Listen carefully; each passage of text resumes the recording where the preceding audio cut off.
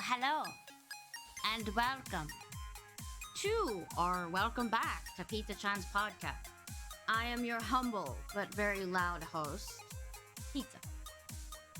Today, chat, if there's anybody in chat, that's alright, it's okay. We can talk to ourselves because I'm good at that. I'm a streamer. But anyway, today we're doing something a little different than usual. With my guest, the great M3rcado. I'm pretty sure you guys have all seen him in the chat. And maybe some of you have checked out his awesome channel. But today he redeemed 20,000 channel points, so he gets to be on my podcast. And we've decided to do a retro games podcast. We're going to be talking about our favorite top fives. So without much further ado, that's a really weird word. I don't know why I used it. It's so old school. Maybe because we're going old school today. But anyway, so we're going to bring him on and get this thing going, okay?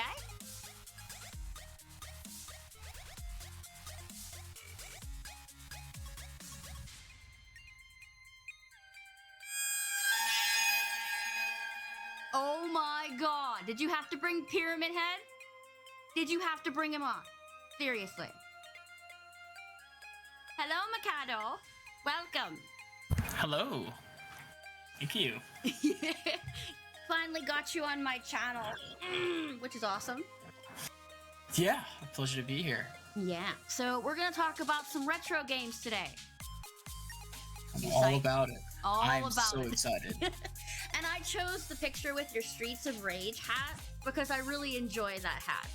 It is so great. I remember very fond memories of playing that game, so. If you can find it online, there is another version of that hat, not Streets of Rage, but there's an Altered Beast one. So any fans of Altered Beast, look up for an Altered Beast snapback, and you'll have the same, I guess it was like the werewolf on the front as the brim itself. I don't think I played too much Altered Beast. Oh, that was a good one. That was a good side-scroll and beat 'em up. Yeah, But, yeah. But, alright, how is everybody in chat today? Hey, Cute Bit. And the kid is here throwing bits at me. Thank you, kid. Having sound difficulties as usual. Tech issues away. I don't know what's happened recently, but nothing on my PC wants to work. So it's like, what? Yeah, I just purchased the Capcom Fighters collection like yesterday, and I was like, oh, let me see if I can try streaming this. And as soon as I'm looking for audio, there's no audio from the game coming from anywhere. So I'm gonna have to sit down and find out where this lost audio source went to. Shark Bomb! Holy crap! Sorry, M3rcado. I didn't mean to cut you off. It's been 1,000 years since I've seen you. How are you? Anyway. What was I saying? Oh, yeah, so retro games. Speaking of retro games, I dug out my GameCube, M3rcado. I dug it out. And I was like, yes, I get to play this on stream. I can hook it up to the Elgato. But I didn't have a power cord, and I didn't have the adapter. So I'm like, really? Really? Oof.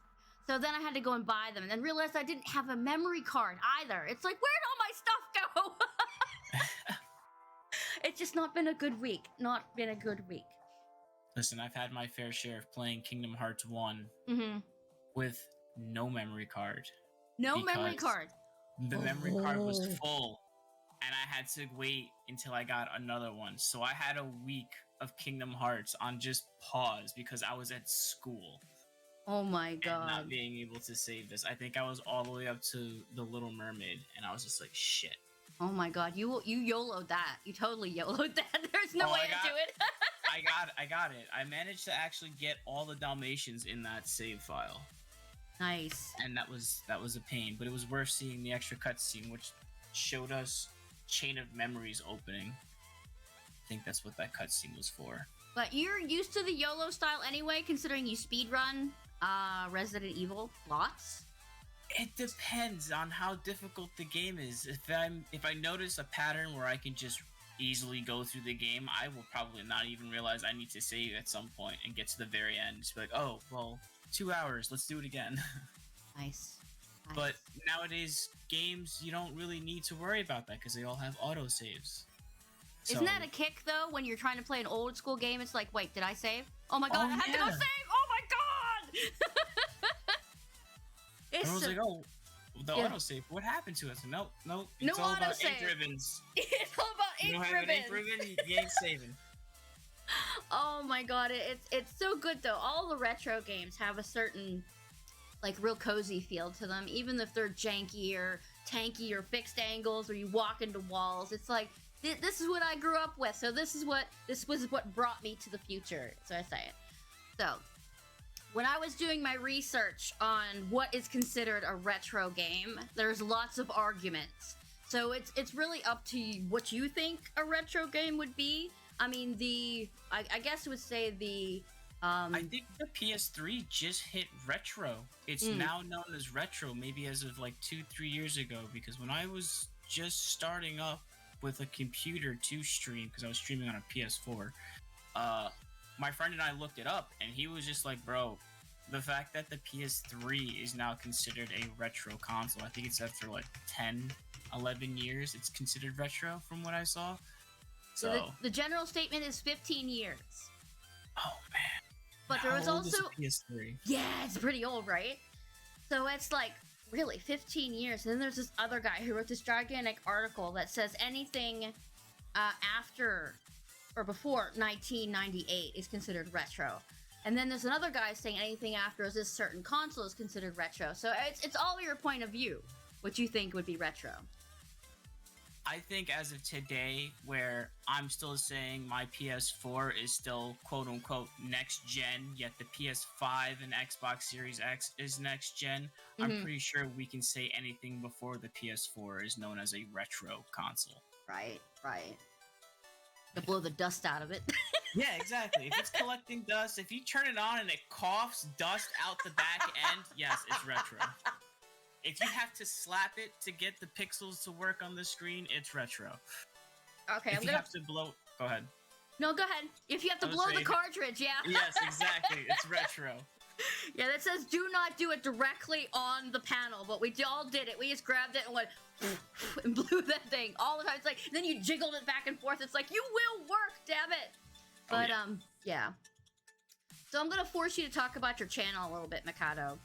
Because you play... channel? Yeah, your channel. Because M3rcado is actually a streamer, a very good streamer. One that I try to catch whenever he's on. He plays a lot of retro games, so if you want to promo yourself a little bit by telling him a little bit about your channel, you can do that now if you'd like. Well, to be honest, my channel is a bit of this and that.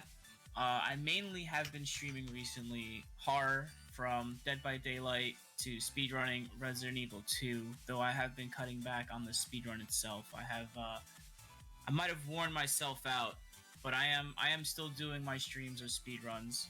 It's just now trying to actually focus on getting to my new goal, which is, or it's been my goal, to get at least sub 60. I've hit 60 minutes and, 18 seconds, but I still need to cut that to below 60.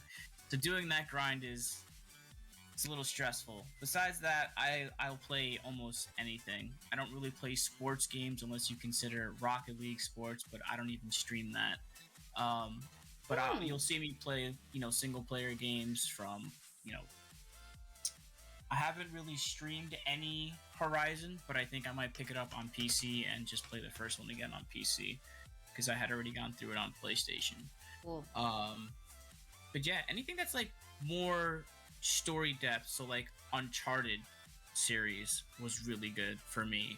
And 2 was the first one I had actually really played in that game. That whatever they had to do to make that game has made me love single player games. It's not only the story, but like how they had angled and all their scenes and their graphics for the time being was just fantastic. I'm really surprised to hear you say that. A lot of people hate on the Uncharted series. Oh, because it's the male version of Tomb Raider? Well, yeah, basically. There was a Duke Nukem game back in the day called Time to Kill that was a legit ripoff of the Tomb Raider for PlayStation 1. Mm-hmm. You moved the same way, you had your little side steps, you had your backflips. It was just a male skin version of Tomb Raider, but with all Duke Nukem stuff. Yeah. So yeah, I mean, Uncharted I enjoyed. It's probably one of the few adventure solo games I enjoy. I think there's others that I've played, like the new Tomb Raider. I didn't really enjoy. Maybe the first one of the reboot, but the second and third, it just seemed boring to me because it was the same thing. Oh, let's get this. Oh, betrayal. Oh shit! Now she's got to get back from this low point and then become victorious. Mm-hmm. Mm-hmm. And I feel like I've just seen that in one too many Tomb Raider games already. My husband played the new one. I've always played, well, actually, I've only played one of the old ones. I think it was like Tomb Raider 2 or something. But I've only played it once, and then I never touched them again. But he played the new ones, and I was watching going, damn, she'd be dead by falling off the things, getting stuck, things sticking out of her body. It's like, oh, you still alive, girl? Same could be said for Jill, too, so. This is true. She's been through some shit. Yes, yes. All right, so I'm going to ask you, what was the first console you ever had as a child?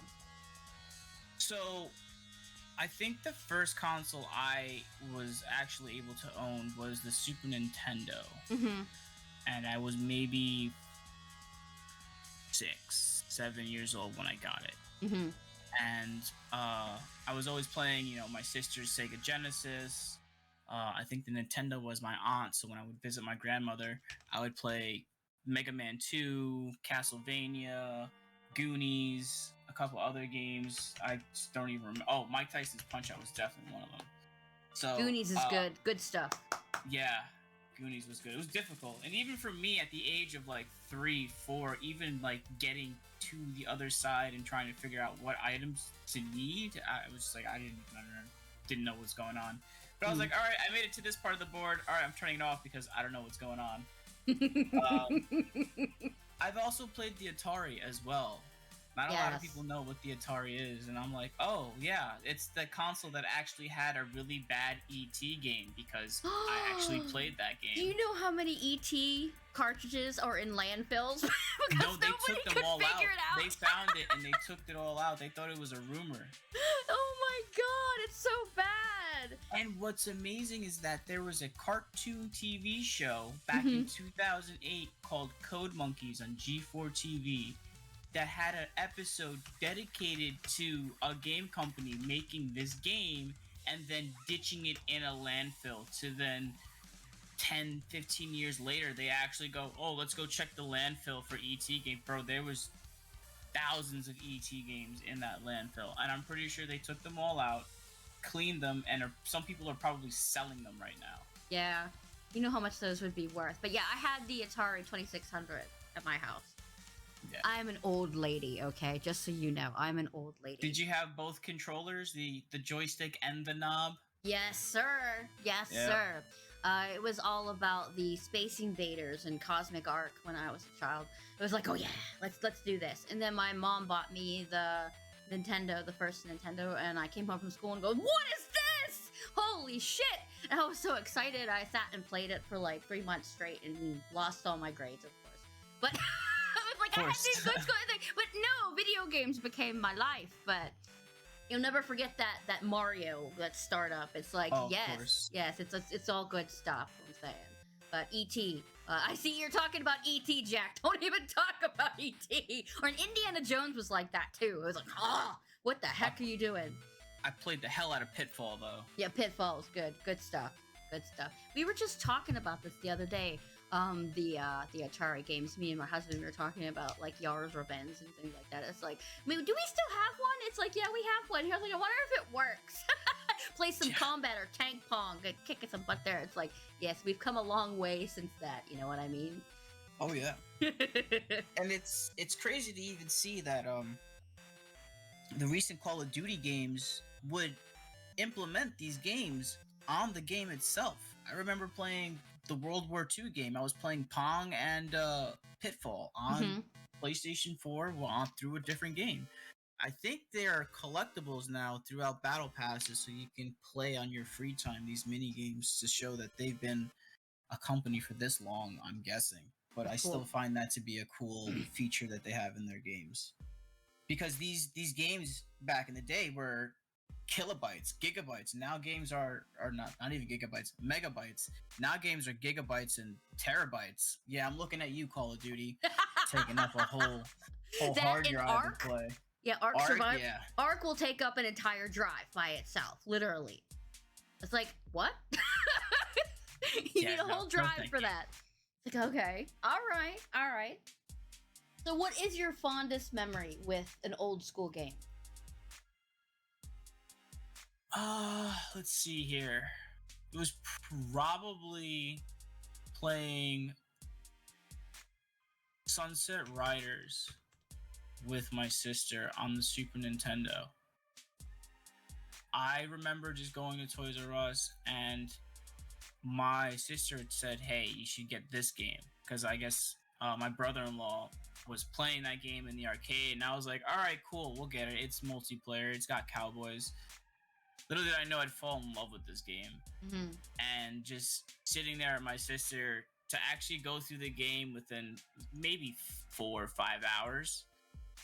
But just to have fun there and playing it with her was actually really fun. And we don't really play as much as often because my nephew is running around destroying the house and she's working from home most of the time. I barely play like Call of Duty anymore, but that's the one game we would probably meet up with and play for a little bit before parting ways back to life. Yeah, that's good stuff. Yeah. Me and my family would battle on Tetris. Oh, nice. To see who can get the farthest. I even though I wasn't very good at it, I always seemed to get pretty far. So I was kind of proud of that. They'd always get mad at me. It's like, why do you do that? I was like, I don't know. I'd get to the one color and then it would just screw me. It's like, no, get the stick in the hole. It's like, oh yeah, it's so bad. But the music is sticks in your head. It's like, oh my god. Oh yeah. But I think back in the day there was no hold option, so you had to use that brick that was there. Mm-hmm. Yeah. It's good stuff. It's good stuff. All right. So I think my most hours played game would probably be Mortal Kombat. But I don't know how far that would be considered retro. But I spent like months and months and months and months playing it. So. What would be yours? That's difficult to say. I've definitely had some time where I was unemployed for a couple of months, and all I did was, I know this is gonna sound bad, but I sat in game while waiting to find a job to get back to me, and it took a while. I had to like go out and go to a food truck and drive out to a food truck and get work for a little bit. But I think I spent a lot of time between... I put some time into this game called Gotcha Force for the GameCube, which if you look it up right now, it's probably $125 new sealed for a GameCube game. That's maybe crazy. Even more. I definitely put time into Gotham City Imposters for the PS3. And I had put an enormous amount of time in Super Mario 64. Because I was going for all of those stars. That's the goal! Yeah. Your sleep is like, shut up! Oh no, it was like... For me, it was trying to get the jumps. And learning, alright, I have to... Because remind you, we had a W-shaped controller for that console. So it's like, alright, I have to fling this stick around to then hold Z, side jump off of this wall, to then jump slide to this. It was... Oof. I don't even think I remember the button combination. It took me a while to try and do this. But I think even for 64, I put an enormous amount of time in Conker's Bad Fur Day. That was another game I did. Because I'm not even going to count Perfect Dark and GoldenEye, because we all know we all lost hours to those GoldenEye, games. man. GoldenEye ate my life. Everybody played GoldenEye. I don't care who you are. You played GoldenEye because it was the thing to play. That was the Call of Duty back then. Yes, it was. And it then is so good. Perfect Dark came out, but then they limited you on your gameplay if you did not have that expansion pack. Mm-hmm. So you'd pay the $70 for that game to then be greeted with, hey, here's a 4-player multiplayer stage. You need this little red device for you to continue playing. Because I remember getting Majora's Mask for the Nintendo 64, and I had to get the adapter piece. Thankfully, it was for my birthday and Christmas, so I got the adapter piece with it. But this $30 piece made the game playable, which kind of blew my mind. But it was I think it was like a memory, not a memory, but like a hard drive for it, so that you could play these games. Because I remembered it made some of the previous games' performance a little bit better than when you had the regular device in there. So good, though. So, yeah. It's so good. All right, we're going to talk about soundtracks. There's quite a few gaming soundtracks, like back in the day soundtracks that I absolutely love. All of the Final Fantasies, they all have amazing soundtracks, even if they're, have the pixelated music. That isn't the words I want to use, but I don't care. I'm tired. But it's so good. And a game I'm going to talk about later that has one of the greatest soundtracks I've ever heard. And it's probably nobody knows this game. And if you know this game, you're going to get lots of kudos for it. But it's one of my favorite puzzler games ever. And it has the most ridiculously awesome but simple soundtrack I've ever heard. But that's the joy of actually all of the retro games, is their soundtracks are so simple but so good, and you know them immediately when you hear them. Like if you're playing like Street Fighter and you hear Chun-Li's tune, you're like, hey, I know that, what's that? So it's like, hey, I'm gonna go over and see what you're doing now. It like brings you out. Oh yeah. Do you have a favorite soundtrack? I do. It's Streets of Rage. 1 and 2. They're identical, but 2 has the remixes of the songs, because I know that there are songs from 1 that aren't in 2. There's that soundtrack, and then I can't ignore Jet Set Radio, the one for the Dreamcast. That soundtrack was also good. But for like old school retro things that have the chip tune biddy sound, it would have to be Streets of Rage. That's what I wanted to say, the biddy tunes. Oh my god, I'm so stupid today. Yeah. Like, I try to sound empty. I don't know why you guys listen to my podcast. I am so dumb. But anyway, let's get on with this before I get into that. All right, so now we're going to talk about our favorites. So we're going to switch back and forth. M3rcado, you can go first. It doesn't have to be in any order. 1 to 5. What is your... Pick one from your list and you can talk about it. Well, if we're gonna go with soundtracks, there is this game called Plok. Plok. And at the time, I wanted to play Rayman. And I think Rayman had probably just came out on the Super Nintendo, maybe PlayStation at that time. And I was like, I want to play Plok. This, that, and the third. My mom was like, all right, we'll get it for your Christmas present. And my aunt, I guess, had gotten it and found this game called Plok. I was like, what is this? This looks like a Wish version of Rayman. Because his arms would detach and his feet would detach, but they would be like weapons. It's not really a health... no, there was no health for arms and legs. There was a bar. So with Plok, it's a side-scroller, beat 'em up. It was actually really difficult of a game for what it was, and it's like your basic Super Mario but with a Rayman thing where you can throw your stuff around.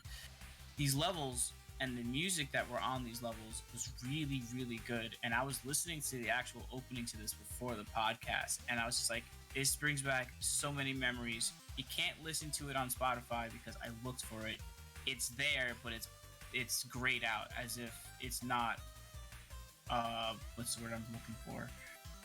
It's not, I guess, legal to listen to for some reason. No copyright. But even though it's Spotify. That's weird. I've seen a few songs get pulled. It's very weird. So I don't go in any more questioning on that. It's like, all right, it's pulled. I'll go on YouTube and listen to it, which is there. I've never heard of that game ever. That's weird. Yeah, it was one of those under the radar games, and it got like dominated by Donkey Kong and Super Mario, because that was the time this game did come out. This did come out in 93. And I think Super Mario World was just about to be released. And everyone was hyped for that, which, by the way, that was a great game. And then, what was another one? Super Mario All-Stars. They had to compete with that game, too. And that was like 6 Mario games in one of them being an unreleased Japanese game that finally made it to America. Yeah. But Plock was a game that I've been telling people to even listen to the soundtrack. It's very catchy. It sounds like not so much country, but it does use a harmonica, a guitar, and it just, for something that just sounds so bouncy with those instruments, kind of just blows my mind, especially from where I'm at. I live in the suburbs around a major city, so it's something we don't really hear out over here. Yeah. That must have been completely out of my range at the time. So, but that sounds cool. I'll check it out and see what that's all about. I'm always looking for new things to play. So one from my end, that I was talking about, that game that nobody's probably heard of, but it's something that I immediately fell in love with. It's called Shivers. It's a PC game from 1995, I want to say. Yeah, 1995. It is a point-and-click puzzler.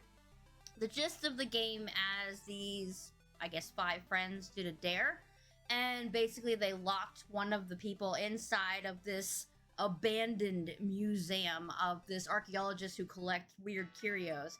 They called him Windle Nut. It's actually in the clips if you look in the corner of the game I'm talking about. Inside this museum, it's completely filled with puzzles. I mean, you can't even get in the door without doing a puzzle. But it has an aspect of, I guess they're not really ghosts, but they're like soul or energy-sucking life forms that you have to stick into jars so you can trap them. Otherwise, they'll eat all your life force and you die, which is kind of cool. But I really fell in love with this. My husband introduced this game to me because he's big into puzzles like The Room and games like that. So he's like, here, you need to try this. And I started playing it, and I was like, oh my god! But unfortunately, you can't play it now because Windows is not compatible with it. But I did recently find it on GOG, so maybe I'll be able to play it with if they've updated it or whatever. But it is a really, really cool game, and if you like puzzlers and you like horror, you'll like this game. It has cheesiest dialogue too. It's got the MV feel. If you guys ever played what's it called? The game with that dude who chases you around with a cricket bat in a hotel. A Dead of Night. If you like those style of games, this is what that kind of game is. But this is really old. I'm talking like old. So things aren't so great. But the music to it, it's so simple, but it just overlays so perfectly. And you get the tune stuck in your head, you know? The elevator tune particularly. You have to do a puzzle to get on the elevator. But after you do, you get on there, it's like this do. So every time I would get on the elevator in school, I'd be going do. It was ridiculous, but it was a super fun game, you know? Well, you want to do puzzles while you're having something trying to suck out these elemental fiends trying to suck out your energy and kill you. So that's my type of game, you know what I mean? Yes. I haven't seen this game at all. Yeah. Not a lot of people have, but it's one of those games. It's like, hey, if I could ever stream it, you know I'm going to. I just lost the cap to my pen somewhere. It's gone! I shot it somewhere across the room. But yeah, so that's one of my top 5s is Shivers. It was made by a company called Sierra Entertainment, which is no longer. They got merged into something else. I think they got merged into Valve because they were the same people who did Counter-Strike. Yeah. So if you guys get a chance to check it out, go check it out. Even on YouTube, if you want to watch some of the gameplay, it's good. It's good stuff. Yeah, it reminds me of a game that I used to play at my aunt's house that was one of those text adventure games where you had a little map on one side and then you had to like type in like, I want to go left, and it's like, all right, there's a door here. It's like, I want to use the key to unlock. It's like you don't have a key in your pocket. Like one of those games. What would you call those games? Are those text-based games, but it still had imagery of what was going on. Yeah, that would probably be that. It's like the point and click genre, but not. It's really weird. Yeah, it's weird. But I love those type of games. There was another one my husband was talking about.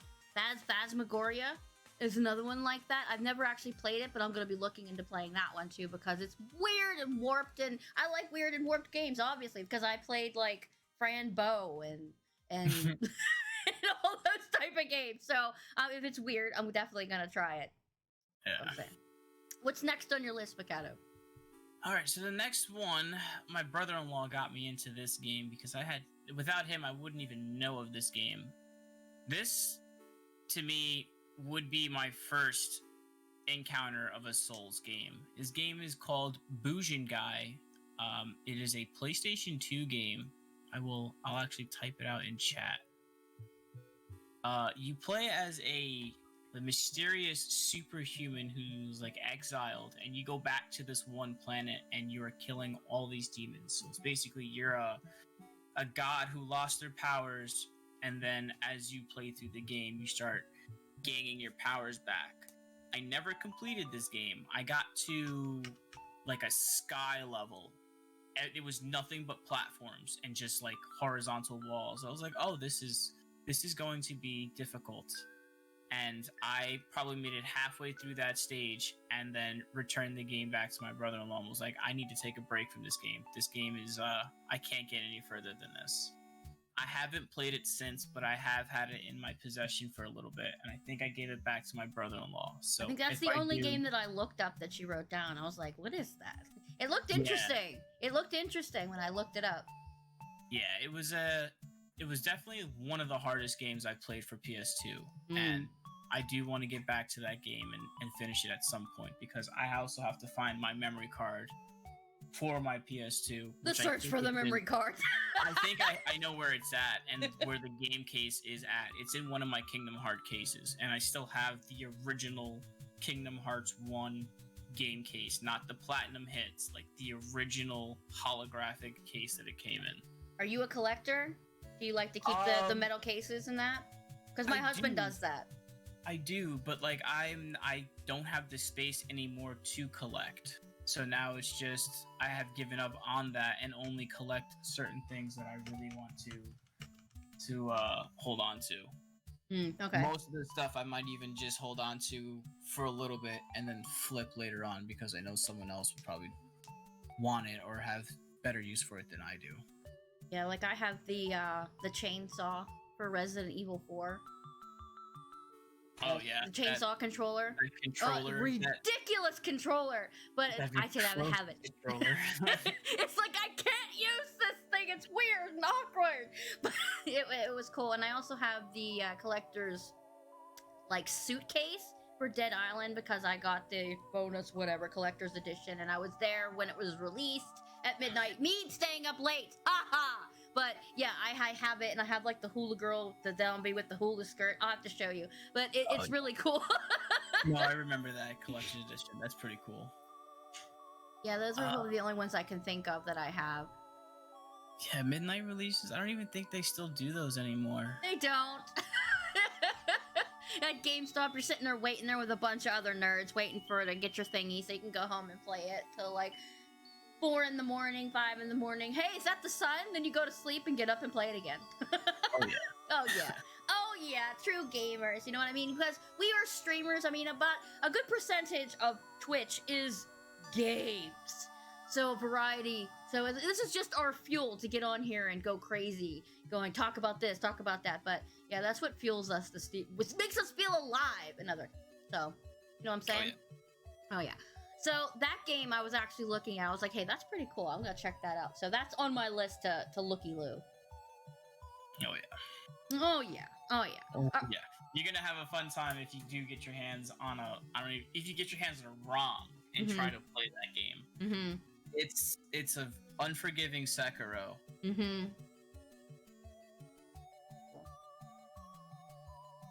Alright, the next on my list is not scary. And a lot of people have probably heard of it. It's the very first roller coaster tycoon that was released in 1999. Not essentially in the before 1998, but we're not gonna go off of that. So where he can just go, so it's fine. Roller Coaster Tycoon took over my life in college when I discovered it. My ex-boyfriend at the time said his roommate had a game that he wanted me to try that he thought I would like because I was really into the Sims, or the things, simulations like that. So I was like, okay, so I started playing it and was like, I can build my own theme park? What? And I was like, yes! And I was in there doing that, making my own little pathways, and the people were coming in, yay, jumping up and down, riding roller coasters, and you can build roller coasters, you can build go-kart tracks, and you can clean up vomit off the sidewalks. It's like, oh, this is nice. I like this game. But, yeah, there's also one, but it came out around the same time as another one. Well, I think it was actually Theme Park or Thrillsville, one of those two that came out around the same time, and they were competing because, Roller Coaster Tycoon was made by one dude named Chris Sawyer, and he created the whole thing. And then he's like, hey, this game's pretty cool. So I was like, oh, yeah. And then there was a whole bunch of other ones that came in the trilogy. I think there's more than that, actually, now. Because they tried to release it on mobile. And then there was, like, Worlds? Roller Coaster Tycoon Worlds or whatever. But the first one will always be my favorite because, you know, the noise that do-do-do-do-do-do-do. It's just like, yes. Yes, let me make this insanely G-force roller coaster up in the air, and then take away the track so they fly off and die. I'm a cruel person. Oh yeah, nothing was OSHA certified in anyone's theme park. No. I think that was the best part, taking out the tracks. Oh, that ride is broken? Well, I need to make quota. Kicking it back up again. I don't care if there's a piece missing off of the track. Let's go. Right. You gotta have your G's and your G-forces and your popularity and your money. It was super duper hard. All you wanted to get to was that mega park where you could build whatever you wanted. But the grind to get there, it's like, oh my god, it was so hot. Like, ow, no! And then Katie's park was like a 4x4 square, and you had to fit all of that shit in one block. It's like, oh man. It was so good. It was so good. I don't care what anybody says. Roller Coaster Tycoon is a gem. Just like Stardew Valley. Those two are like neck and neck for gemdom. They're like up on higher shelves because they're made by and the Mortuary Assistant now. They're all up there on the shelves made by one dude. Total awesomeness. It's great. Okay, I'm done ranting now. It's so good though. I mean, I hand people my resume and they're like, your management skills is filed as Roller Coaster Tycoon. You bet your ass it is. You know how hard it is to manage a park? It is hard to run a park. Oh my god, it is so bad, man. The people throwing up everywhere, people smashing your benches, knocking your lights out. It's like, ugh. And I swear the little paddle boat things was just a segue into people drowning. Oh, of course. His boat had a hole at the bottom. Well, why didn't anyone see that? No, it's just, he's drowning. It's good stuff, though. It's good stuff. Oh, yeah. All right, what's next on your list? All right, so next on my list is another game shown to me by my brother-in-law because he was huge into Japanese games, and he also was helping develop a game that sadly never became a game because it was an adult-rated game. But long story short, someone had taken that game to, I think it was Virgin. If it wasn't Virgin, no, Virgin said no. They took it to EA and they turned it into the Shaolin Wu-Tang fighting game. So he showed me a technique that any game that you would burn off of the internet that was Japanese, you'd pop open your PlayStation 1, and if you look carefully at the lid, there's a little spike in the back that when you close the lid, it's holding a button down. However, if you took like a thin Crayola marker cap, you snip the top of it off, and you could place that in the back of it, which what that button did was instead of it spinning clockwise, it would spin it counterclockwise, making you able to read everything that was made on that console. So you could burn a game and then just have that whole setup and then spin any game that you had homebrewed. So he had gave me this Japanese game called Rising Zan the Samurai Gunman. And what that game was it was to me at the time I was playing Tenchu, and Tenchu was like a stealth assassin ninja game. I remember that game with the spicy rice cakes. So throw them on the ground, people eat them, they die. So you're playing as this cowboy samurai. That's right, a cowboy samurai. And I'm like, that's a cool getup, because it's usually, cowboys versus ninjas was the big thing back then. Mm-hmm. Or no, it was ninjas versus pirates. So I was like, all right, let's see this cowboy and this samurai thing. And this game was just like any other, hack and slash game, but it had a gun mechanic implemented into it. So you're going through I'm going through the first level, and you're going through a western town. But when you got to this boss battle, you're fighting this boss as a samurai, and then at the end, you are given this opportunity to fatality this boss. And the way you would do this is it would prompt you with these buttons, and then when you do the buttons at the very end of the combination, it just wants you to button mash. Mm-hmm. So I just remember as a kid just mashing all of these buttons to then get that, that classic OG samurai scene where you just see all these slices of air just coming at someone, and then the guy teleports behind him, and you just see them go, haha, that didn't do shit, and then they just split apart like that scene in Resident Evil, just into pieces. The chunks, yeah, I remember seeing you talking about it. But the more you did the combo, the more pieces you got out of the boss itself, and then it'd give you a better grade. But 1996, 97, 8-year-old me was like, this is the greatest game ever made. I don't have to do button combinations and have to struggle through versing someone on a Mortal Kombat game to see this scene, when I can just beat a boss and just get chunks galore every time. Yeah, it's so good. It's so good. I never finished that game either, but I was near the end. I was, again, 6-7 years old. Brother-in-law's game, so I wasn't having it in my house, so I would give it back to him whenever he would leave. But when he would babysit me, he came with, I still call it, this black Bible, and it's a 4x4 CD case. And he has the booklets of the games, and behind it was the CDs of the games. So he had all these original games, and then at the back of the book were all these burnt games. And I think he still has a copy of the game he was working on, and I need to see if I can get it on file. I can't stream it, but it's a game I would like to play again. Yeah. I think my husband had one of those cases with the booklets and then the burnt case in the back. Yeah. Yep. He has a lot of games. I was like, huh? Yeah, he's got the library of puzzlers and things like that, and then he's got the endless supply of Star Trek games and Star Wars games and all that. It's oh man, I'm getting in with a super nerd here, and I love it. But yeah, that sounds cool. Doesn't sound like anything I've heard.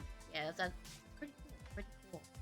All right, where we go next? The Swaggy, if she's still in here, she's gonna be happy about this one. We're gonna talk about Final Fantasy VII OG.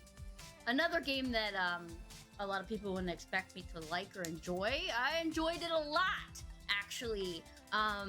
It took up much of my summer vacations when most of my friends were out doing their camping trips and all that. I would be inside in front of my huge box fan with my feet propped up, playing Final Fantasy VII, and it's like, wait a minute, Chocobo Racing, that's what I did. Sit there, you eat your Doritos and drink your pop, and Chocobo race the entire summer away, because it's awesome.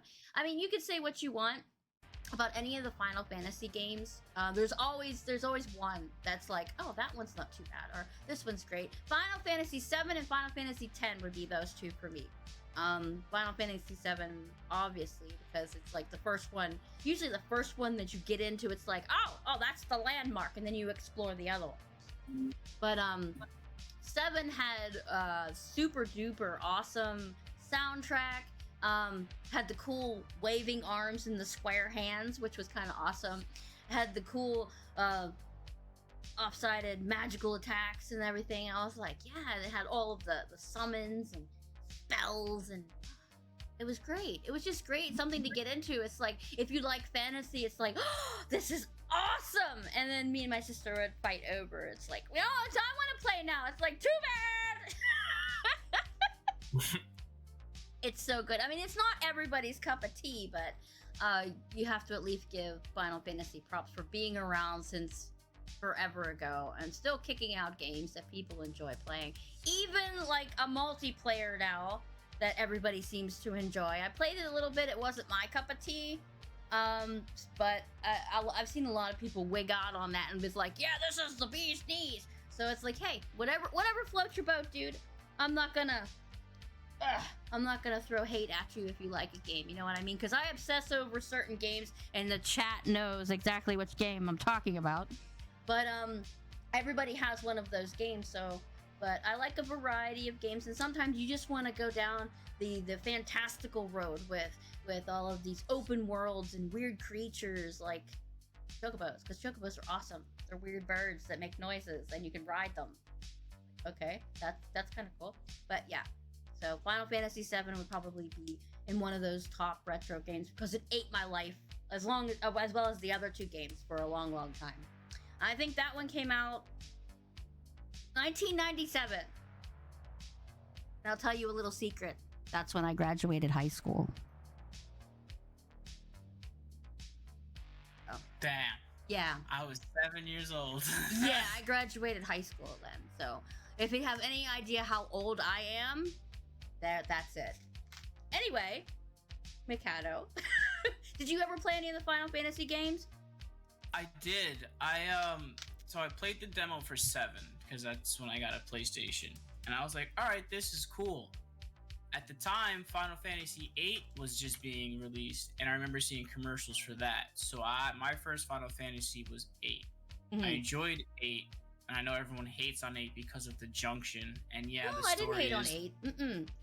Some people hate because of Junction, and then the story itself was just like, all right, you're this guy who's emo, who then there's a girl who's throwing herself at him. This guy's like, no. Takes him all the way to the 3rd disc while they're floating in space before he's like, maybe I might actually like this chick, to then realize she's already been dead and sacrificed to be a god or some shit. I was just like, oh, okay, I still like this game. And it's because of the card game. Mm-hmm. The triple triad or the triple trade card game that's in that game I enjoyed, which they actually carried over to Final Fantasy IX, and they put it in the Final Fantasy XIV MMO video game as well, in the Golden Saucer. I did play 7. I've played the OG and I've played the remake, and I stopped at the wall. I couldn't get past that part. I think in the OG, the stuff, we just saved Aerith, and everything fell on that town, and that's where I stopped. And then in the remake, I'm at the part where I need to save Aerith and Tifa, and I was just like, all right, I'm just gonna stop here too. I haven't gotten back to it at all, because remake, I don't know if I should even really continue. I think I should just wait for the rest of these quote-unquote parts to be released before I actually play this game. I'm not a huge 7 guy, and I know a lot of people are like, oh, but 7's the best. It's like, yes, the story to that was, and another reason why is probably why I don't like it is because people had spoiled 7 for me before I had even played it. So I was just like, oh, okay, cool. Everyone likes this one character, and then this scene happens. All right, cool. That's all I have to know. I think he didn't give anything away. Anymore. I don't think. Oh, but he did. He did a little bit. Swaggy hasn't played 7 yet. No, yeah, I didn't. Yeah, so. But yeah, I didn't mind 8. The characters, like you said, were very much they're very lackluster. So then you went from 7, which they had pretty good character dialogue. Then you went 8 to 8. What's going on, and then 9 to holy shit, what is this guy on? Yeah. That's why I liked 10 so much, because Titus was probably the realest He was probably the most relatable to me. He whined, he complained, he was chasing after a chick. He went where he did things he wasn't supposed to, but he was an all-out good guy. But the storyline for 10 is like, and it likes to crush your soul. So you know what I mean. But yes. I also was playing around the same time a game called Legend of Dragoon. That's a good one. Which is also underappreciated, but badass as hell. But some of the combat is funny because they scream out the name of the attacks. So it's like, what? And this guy's like, double slash, and it's like, what? What are you saying? It's so funny. If you guys haven't checked it out, check out Legend of Dragoon. Good storyline, good combat system and everything, but it's just funny when they start screaming out the attack. I don't know why I find that super, super funny. Zombies ate my neighbors! Hey, look, up in the panel, if you look up in the clips up in the corner, Zombies Ate My Neighbors was one of my favorite things to play. But I'd always get paranoid when I went through the hedge maze because the guy with the chainsaw would chase me and then I'd complain if they killed me. It's horrible. It's horrible. But still, Final Fantasy is up there. It's up there on the top 5 tier of retro, is what I'm saying. So, yeah. M3rcado, next! Alright, the next one I have on my list is... Oh, well, you know the last two that are on my list. We'll go with Project Justice, which was the Japanese name for a spin-off title of Street Fighter known as Rival Schools, which all the characters in Rival Schools are in the same universe as Street Fighter. I think Dan makes an appearance in there. Mm-hmm. I know Sakura is actually in this game. She's in one of the schools. Mm-hmm. And then for Street Fighter V, they just released, for their last set of characters, they released one character. I think her name is Akira. And she plays like a biker chick, and her brother is in one of the schools. But Rival Schools was basically, 6 different schools? It was a tag team tag team fighting game that almost kind of played like Tekken, but wasn't made by Bandai Namco. It was actually made by Capcom.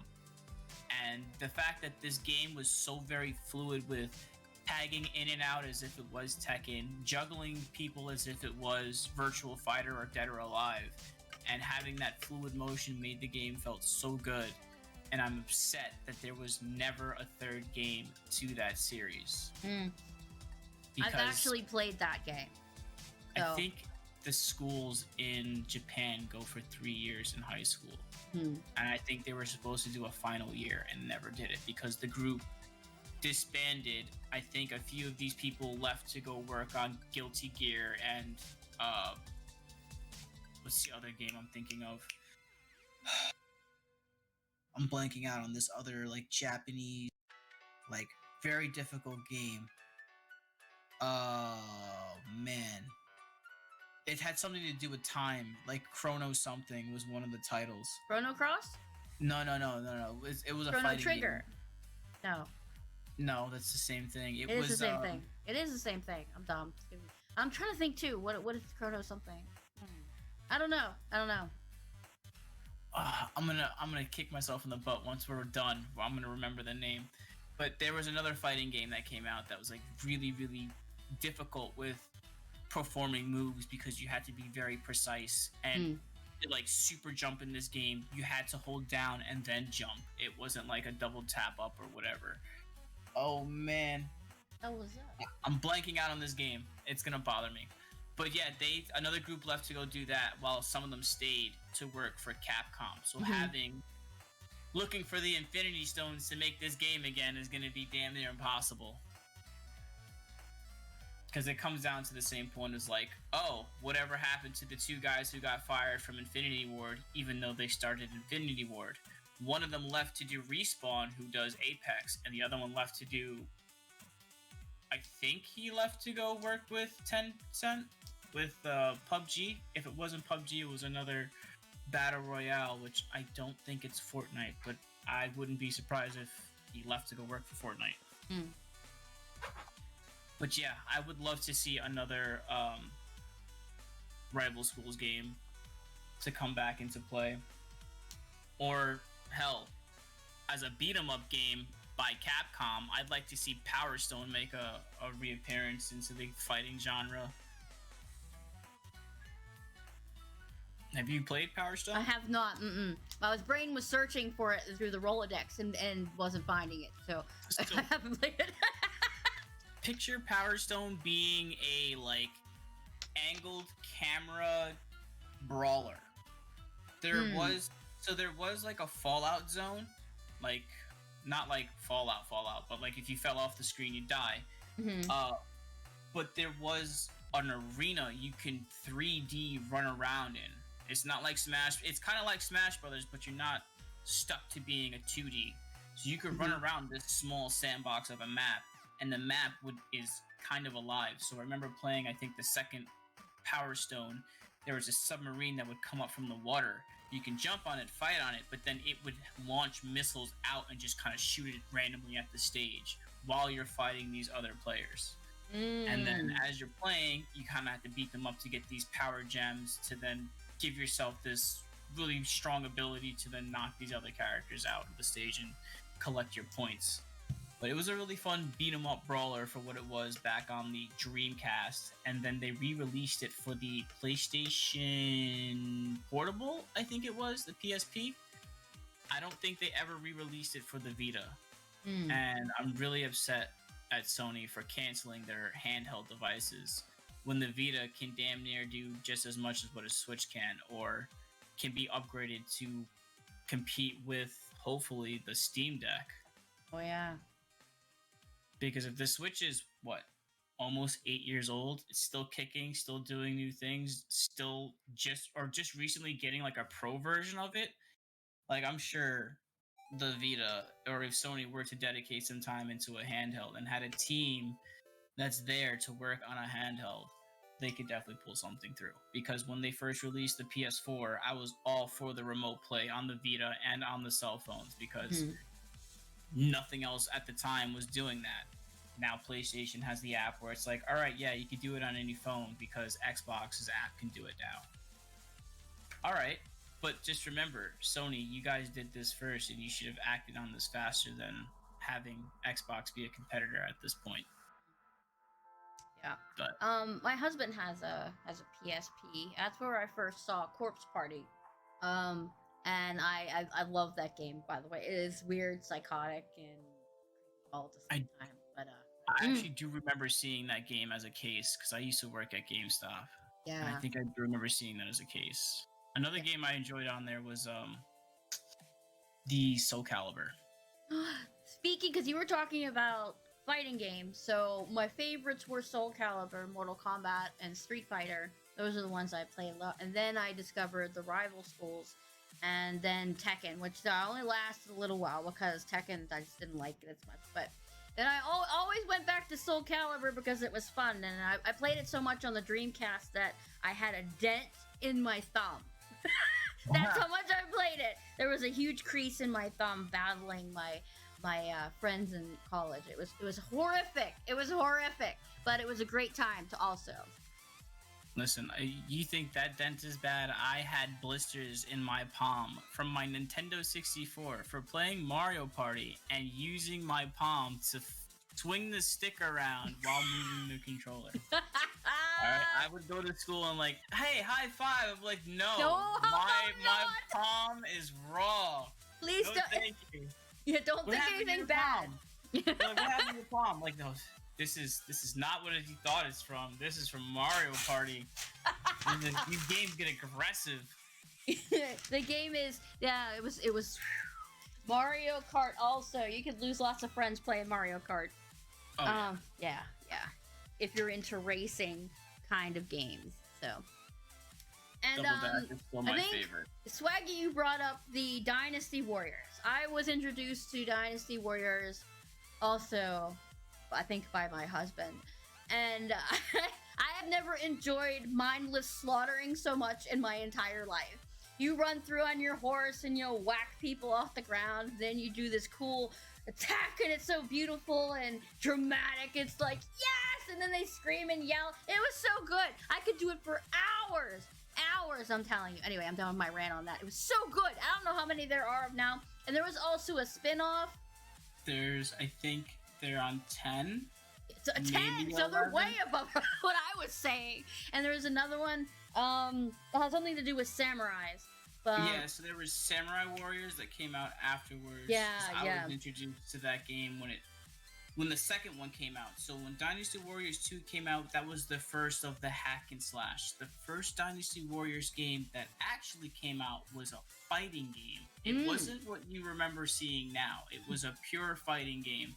Then the other, technically, I would say, the other games that are Dynasty Warriors is the Romance of the Three Kingdoms, I believe, is what the original story is called, and that tells you more about the three colored groups as to how history plays out, as to where Dynasty Warriors is just hack and slash and giving you somewhat history of the people and the clans.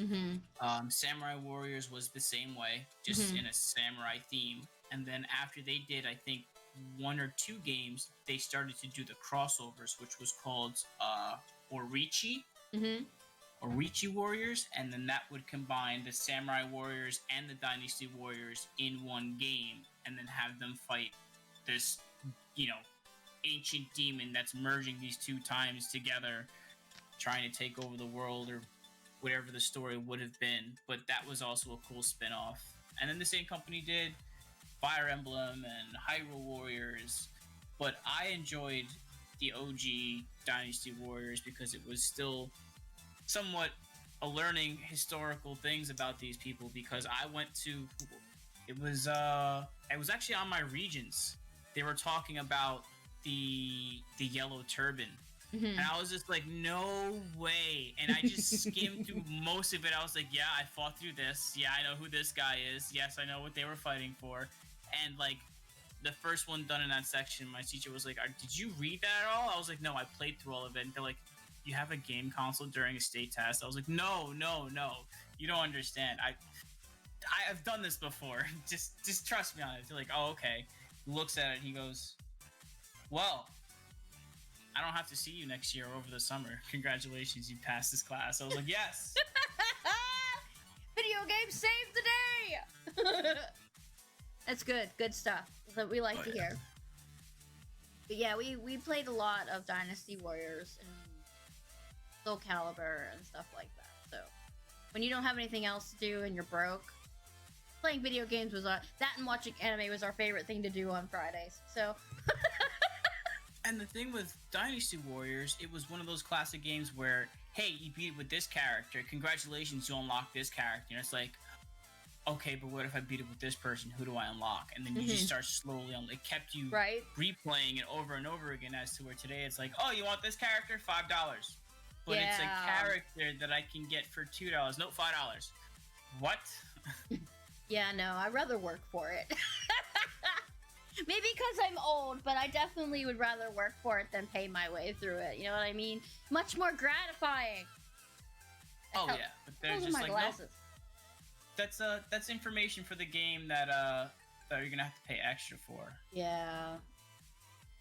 Yeah, I don't know why they started doing that, but All right, so you gave the Project Justice Rival Schools, which was an excellent game. So if you guys ever get a chance to check that out, do that, because fighting games are awesome, especially if you want to get rid of some tension. You know what I mean? I'm very good at that. All right, so next on my list would be a game also that's has this very special cult of people that have played it since like the first one that came out. Would be the Command and Conquer series. I was a big fan of that. It's strategy and wartime kind of thing. You move your little tanks around and blow people up, basically. I was introduced to that, one in particular, Command and Conquer Red Alert Aftermath, came out in 1997. God, I feel old today. By a company called Westwood. And there are a lot of games in this series. A lot of spin-offs, a lot of expansion packs, but basically it's all the same thing. You get out in an open field and you set up your camps and your little electric Christmas tree Tesla coils, which I call electric Christmas trees. But and you zap the crap out of people, and you blow people up with bombs and demolition trucks, and you run people over with mammoth tanks. It's a good time. It's a good time. I remember doing it one Thanksgiving when my mom was cooking. She's like, "What are you doing?" I was like, "I'm blowing up Russia. Leave me alone." It was great. It was great. But it's one of those games that not everybody is into because it's like wartime strategy kind of thing. And not everybody is into like strategy games like that, but this one will always be close to my heart. It's something that me and my husband bonded over because he knew I liked games, but he didn't know exactly what type of games and I like. And I saw him playing, and I was like, "Hey, can I try that?" And he's like, "You serious?" I'm like, "Yeah, I'm bored. Let me try it." So I was sitting there playing and going, "Hey, this is awesome," and that's how we bonded. So it'll always be close. Always be close to my heart. Yeah, I had a few friends like show me the game, and one of them actually made a custom map. Just to see, I was like, "Oh yeah, I just want to see who wants to do this. No one's really played this map before." Because he made it and he had to put it up. So I was like, "All right, I'll give it a crack." And I started playing it, and I actually got through the map and beat it. He was like, "Bro, you're the only person who's gone through here. My brother can't get through here." He's like, "Have you played these type of games before?" And I told him I do play Warcraft 3. Nice. And I had played a bit of StarCraft. I wasn't a fan of StarCraft. I don't know why. I guess the whole aliens thing isn't my cup of tea, but like orcs and elves and crazy ass magic, yeah, I'll take that instead, I guess.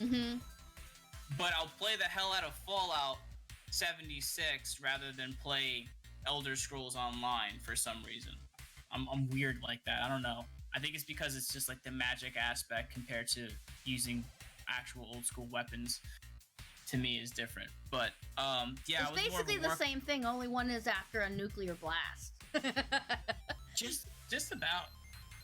But yeah, Command and Conquer was actually a really good game, and I was actually thinking about trying to find that game, but you can't. You're not gonna be able to find it. They quote unquote remastered it, but I heard even that wasn't the best. Yes, we have the remastered, and we were trying to play it last night. My husband drew out a map, and it wouldn't accept the map he drew. So we like to do skirmish maps and beat up the computer on hard mode. So it refused to take the map. So if you're gonna do it, just play through the story or play the maps that are already available on the workshop. Because for some reason it doesn't accept new maps, and only you can play it. So unless you want to play your own maps by yourself, it's not great. Yeah. It's not great. But yeah, it's pretty cool if you like those kind of things. Yeah, Age of Empires is like that. There's another one. What is it? Civilization. That's called Warframe strategy. That's the one that goes through time, right? Like you started Roman and then you work he your already way up to mentioned modern. StarCraft. My husband's saying StarCraft. Yes, StarCraft. We got it. But yeah, those games like that. I mean, a lot of people are into them. There's actually a new one that is kind of a strategy that I've been playing. It's with zombies, and it's called it's steampunk and zombies. They are billions. If you get a chance, check it out. It's pretty cool.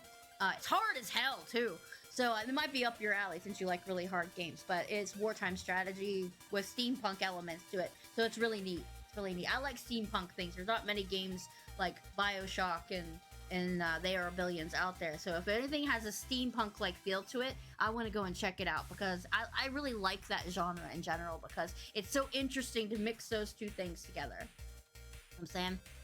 Yeah, what was that title again? They Are Billions. Oh, They Are Billions. Mm-hmm. I see it. Okay, because let's say I have a game on wishlist. It's called They Are Coming, and it's a zombie game for like $8. This. Okay, I see what you're talking about. Yeah, it's pretty cool. I've only gotten through a couple of maps, and they usually get swarmed by the hordes. They come in mass piles, dude. It's like you gotta have your walls and your sentries up. So yeah, I was about to ask, does this game have like the forest feature? Like as days go by, the zombies get stronger. Yeah. So if you're okay. Yeah. So it is somewhat time limited. But it's cool. It's really cool. If you like strategy, to try it out. It's good stuff. It's not retro or anything like the title of my podcast, but it is really good. It is really good. Yeah, it definitely looks good. All right, what's next on your list? We're getting down to the end of the list, huh? What's next and last on my list is Resident Evil Outbreak File 1 and 2. And I love this game so much because it was, in my opinion, the first multiplayer Resident Evil game to come out. It was a multiplayer Resident Evil game that stuck to the same camera angles as you were to play any other Resident Evil game at that time. You were able to communicate with each other through a keyboard if you had a keyboard, and if you didn't, there was preset prompts in the game that you can hit button combinations to make your character say, "Come on this way," or you can say like, "Wait, hold up, I need an item." Mm-hmm. And this game was just after Resident Evil 0, so they had implemented the trading aspect in this game, but instead of dropping it on the floor like you did in Resident Evil 0, Outbreak File 1 and 2 had your character stick their hand out with a glinting item in their hand, and then anyone else who wanted to take the item would walk up to you and just could collect it off of you. The game itself was, I think, maybe 5, maybe 8 maps. They were decent levels. They had their sections that were 6-7 sections long, and depending on who was in the game, where everything was laid out, it did have its semi RNG status where things were always different. But to me, the gameplay was always the same, which was great, and especially in Resident Evil Outbreak File 2, their online lobbies were split. So it would say they were dedicated lobbies. So there's your basic classic online play. Then there was infinite lobby. There was girls' night out, so you can only pick the girl characters. And there was boys' night out with only guy characters. Then there was knife-only challenges. So each lobby had its own challenge or options that you could just go to that was already in the game. You didn't have to search for this. And I thought it was just really cool just to hang out with anyone who wanted to kick back and just relax with the game. Would run around with infinite ammo. We would just sit in the lobby and just quickly run through the game and just kick shit. Yeah. Good stuff, though. It was the only one that I've seen like that. There's actually an Easter egg in the remake RE2 for the actual Outbreak. If you sit the police car that's sitting on the outside of the police station when you go out as Leon or Claire, if you listen to the car, it's talking about a person wounded and of officers being at a bar. They're actually talking about Outbreak right there, which is awesome that they added that in the game. You have to really listen. It's like, yo, you talking about that bar? I was like, hey, that's kind of cool. I never got into Outbreak too much, but I liked Kevin. I thought he was a cool addition to that group, and I liked the you could switch back to different players and things like that. So yeah, I can get why you like that one a lot. Oh yeah. The classes and stuff for that were brilliant. Yeah. The one guy who worked in the subway, he had the ability to play dead. So if you're getting chased, you can play dead. The only downside is the longer you lay on the floor, the faster you become mutated, because you didn't have to take a bite. If you were just laying on the floor with that character, the virus just starts growing on you faster than anything in the world, because I guess you're just on the floor. Yeah. The floor's dirty. Get off the floor.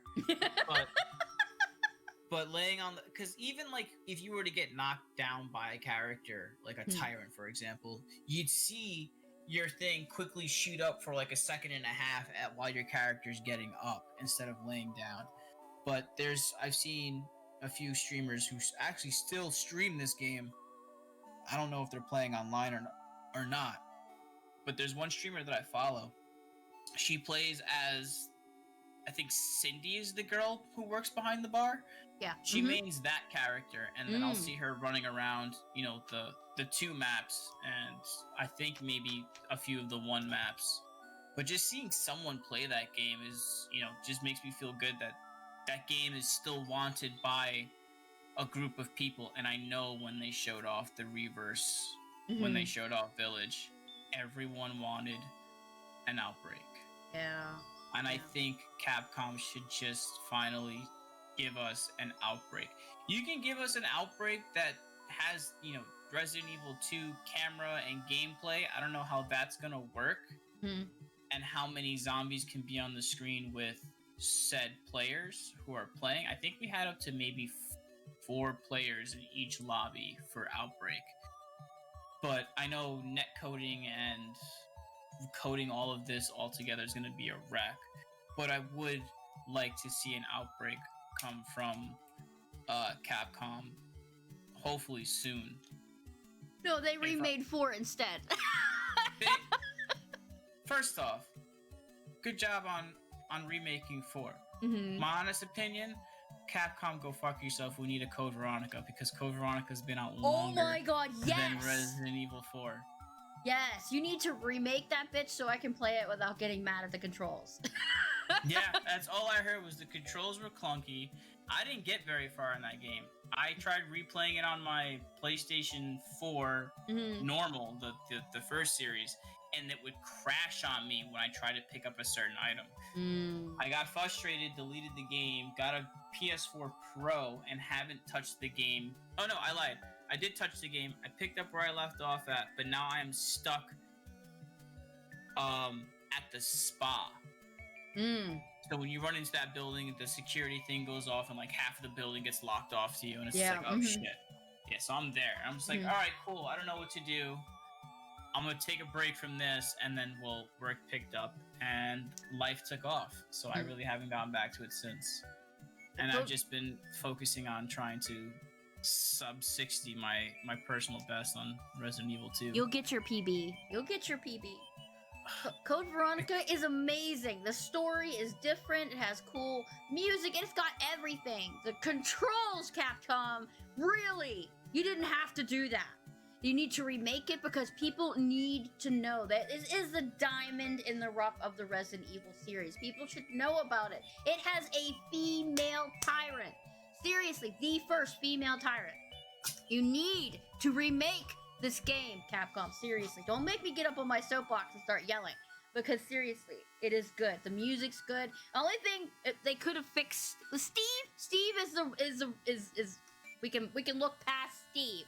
So it's like, okay, but it's Claire also. Claire is a fan favorite.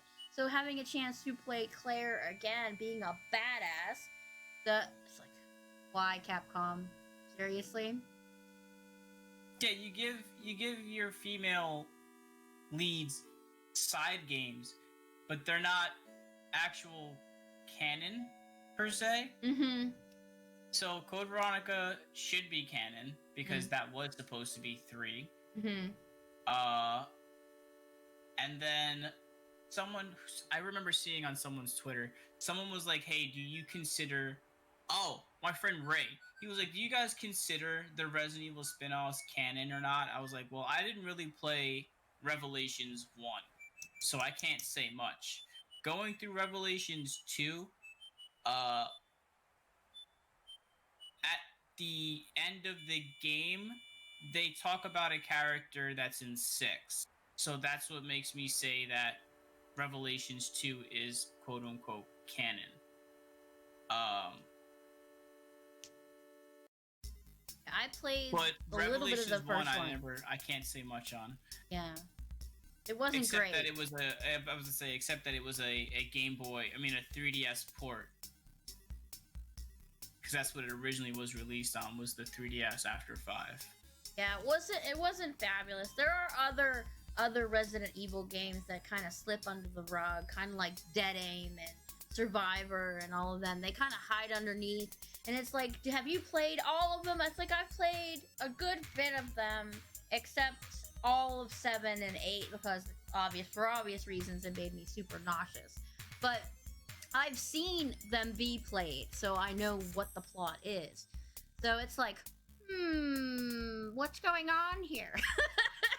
But, yeah, I haven't played Dead Aim. I haven't played the other one, Survivor. I have played Operation Raccoon City. I have played the God Atrocious Umbrella Ops, or whatever that game is called. Please no. Yeah, I liked Orc better than the Umbrella. Yeah.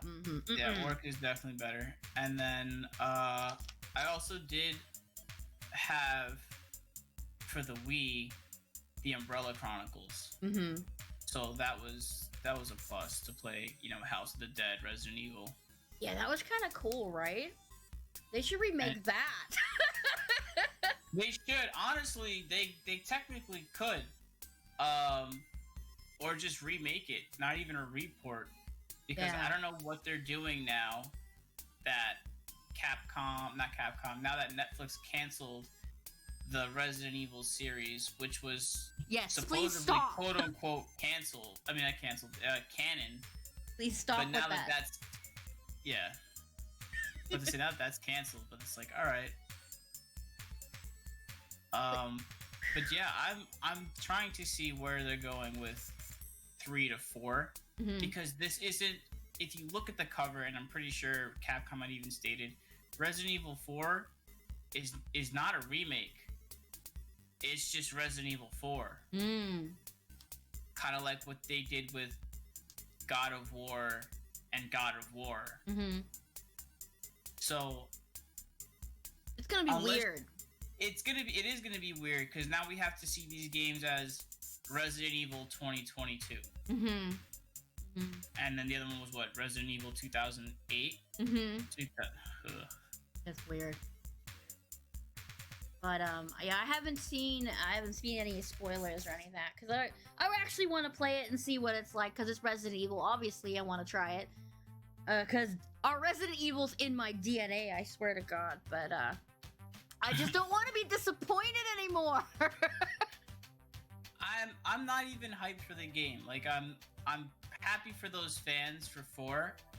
I just remember playing 4 when it came out, getting the game, but not like I had to reserve it. I gotta sit here and this, that, and third. It's like, nah, I with what I've been seeing so far with Resident Evil 2 Remake, giving us Resident Evil 3 and Resistance, giving us Resident Evil 8 and Reverse, I don't have the hype that I would like to have for 4. And I'm more not even on the fence. I'm behind the fence watching to see what happens.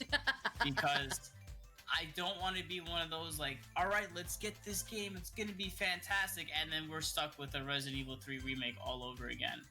Short, linear, and straightforward instead of, all right, we have this rude American guy kicking in this farmer's door and then killing him after asking if he had seen the president's daughter. And explore these woods and this farmland. Save the dog. Save the dog. Save the dog. I do want to see what they have and like what they can say about what happened in Resident Evil 3 and into Resident Evil 4. I don't want to spoil anything for those who haven't played the remake of 3, but I do have a theory about one of the scenes at the very beginning of the game. It does involve Nemesis, and it does involve creating a certain character at that scene. Because it looks very, very identical to an enemy we've seen in Resident Evil 4. Ravon, yes, I am ready for the third-person RE8 so I can actually fucking play it. I forgot that was gonna be a thing, and that's not even a month away. Yeah, I need to play it because I played like 20 minutes of it and I had to lie down like the whole day because of the field of vision problem. So it's like, I can't fix it. Some games you can actually push it out so it looks better or lean back, way back in my chair. Like there's what game was that I have to lean all the way back? Like Dead Island, I have to lean back all the way in my chair so I don't get that tunnel vision and I don't get nauseous. So third person would be amazing for that. So it's like, yes, I could actually play it. And I actually have a new fondness for Resident Evil 7. I didn't like it at first because I was one of those people, I don't want to change, blah, blah, blah. And then I watch people play it, and it's actually really good. It's gross. It's got a weird, like, Texas Chainsaw Massacre shit going on about it, but it's good. It's still good and creepy, and it keeps the tension up, so things that should be in a Resident Evil game. Yeah. And we went off track here. But speaking of Resident Evil, yours, the last one was Resident Evil, and mine is as well, but it's Resident Evil 2, obviously. Resident Evil 2 OG, PS1, 1998. Why does that feel like forever ago? Because it was. It was. Because it was. Totally was. I'm pretty sure everybody knows the story of how I came upon Resident Evil 2, but I don't care. I'm going to tell you it anyway. So when I was in art school in college, my friend at the time, who became my boyfriend, which is a really bad mistake, but we went to his dorm. I guess it would be a dorm. It wasn't really a dorm. It was like an apartment complex that had a deal with our college or whatever. But anyway, it was weird. So we were there, and he put it on and goes, "Hey, this zombie game, you would probably like it." So I watched it and was like, "Oh, this thing is like sliced bread. This is great." So I immediately fell in love with it. The music, the characters, the cheesy ass dialogue. And he's like, there's actually another game, a first game that goes along with this. I was like, oh, I gotta go check that out too. But Resident Evil 2 will always, like I said, whatever game you come into a series, the one you start with is like, oh, that's the monument, and then you explore out or in from there. But at Resident Evil 2, I stayed until like, I don't know what it was in college, but I stayed up really late. So we were like 3 o'clock in the morning where I was walking back to the place where I was sleeping. And it was like, I walked through the parking lot and there was a dude staggering around by his car, and immediately I was like, zombie apocalypse! And I walked really fast back to the house. There was like a hiding under my covers like a zombie apocalypse was coming. But it hyped me up so much. I love everything about this game. Everything about this game. I love listening to the music. I mean, whenever I listen to the save room, it's like ASMR vibes up your back. You get the goosebumps and everything. It's like, yes, I've read all of the little notes and the memos and everything, and it was like, this is a glorious game. It is absolutely glorious. And I will never, ever stop loving Resident Evil as long as I live. I'm going to be 90 and still playing Resident Evil games, because you can't stop me, okay? You can't stop me. Yeah, those Resident Evil games are always good. Yes, and the remake just made it 1,000 times better. You know what I mean? I will always love Resident Evil, the OG original, more than life itself. But the remake, it's like, oh my god, it's like a 9 out of 10. And when you give a game a 9 out of 10 review, it's freaking up there, you know? Because everybody's like, oh, that's a 5 or a 6. This is a 9 out of 10 game. I have played it, not as much as speedrunners, but I've played it a lot. I played it a lot, and I was like, what's wrong with me? Why haven't I platinumed this game yet? Like, I still enjoy playing it the casual way, and it's like, I probably should try doing some cool experiments with it and everything, but the original, man, before there was, like, super walkthroughs, I would go through and see how fast I could go through, but no speedrunning or anything. I'm not really good at that kind of thing. Not like M3rcado over here, Mr. Speedrunner, but, yeah. I still don't consider myself a speedrunner. No? No. I mean, yeah, I can get through a game fast enough, but I'm not one of those who's like, oh yeah, I'm a speedrunner, because I feel like everyone's like, oh, all right, what place are you in? It's like, oh, yeah, top 110, 120 out of the 200 that actually put their scores up. Oh man. Still faster than me though. Still faster than me, and that's speedy. You know what I'm saying? I don't know. It's like when you play it though, you see it, kind of see how the game moves, and when you see the game and how it's patterned out, or how it's laid out, you have to pray that the pattern that's gonna go down is going to be the one that you want. Because once that RNG and that DA start working together hand in hand, you start seeing runs go south very, very quickly. and I know I have certain parts that I need to continue on, but I just don't put the time into learning these things, because when I do my runs, I do them live. I don't do anything off stream, because when I do something off stream, I don't hit the record button because I'm not live, and I don't hit the go live button because I'm not going live. So I just completely forget to do it. So it's like, all right, cool, I got a PB. Mm-hmm. Fuck, no one's gonna see this because it wasn't recorded. But I have that problem too. It's like I play Resident Evil accidentally off stream, and then I get on stream and I get munched by every zombie. It's like, I can play this goddamn game, I swear to you. But as soon as I hit that live button, the evil fates are hanging over me. It's like, no, you will not look good on stream ever. I was like, okay, that's fine. I'm still gonna have fun playing it. So that's everything on my list and yours. So I have a quick extra side question. So what would you use for an honorable mention of your favorite retro game? Something that is really good but not in the top tier. something that's really good and not in the top tier. Mm-hmm. Well, if I'm gonna be digging deep for something,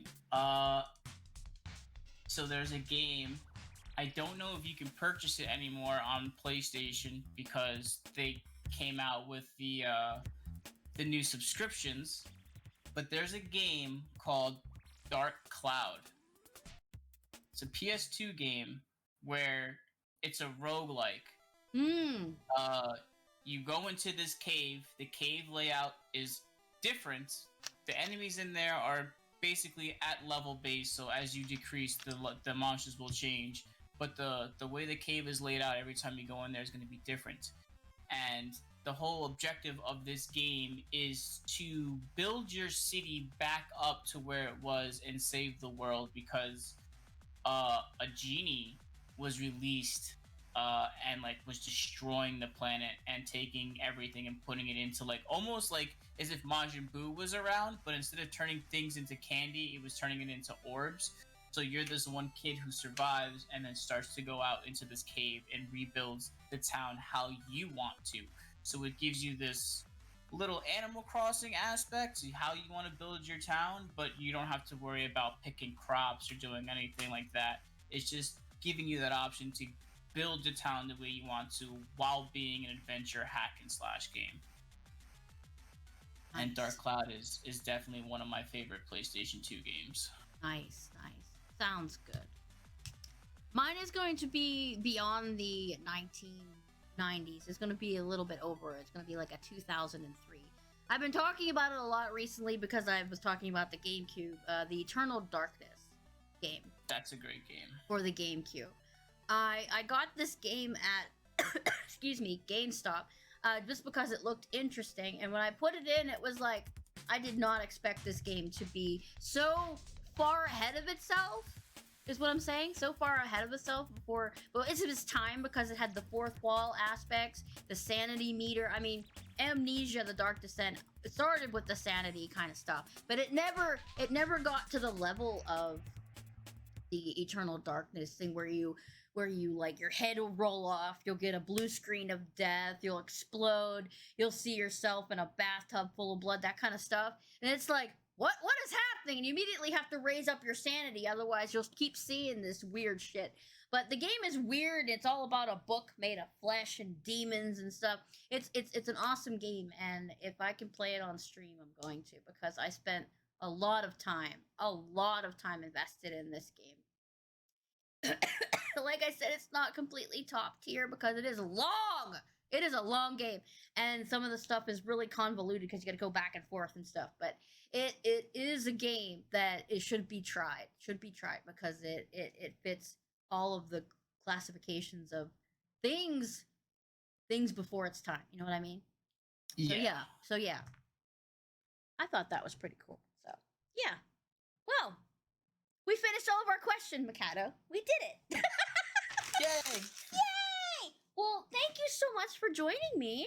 I hope the 2,000 points were well spent, or 20,000 points, excuse me. But yeah, it was actually really fun to just sit back and talk games. But I was actually going to ask you if you want to come on our season 3 for favorite streamers. Yeah, I would love to.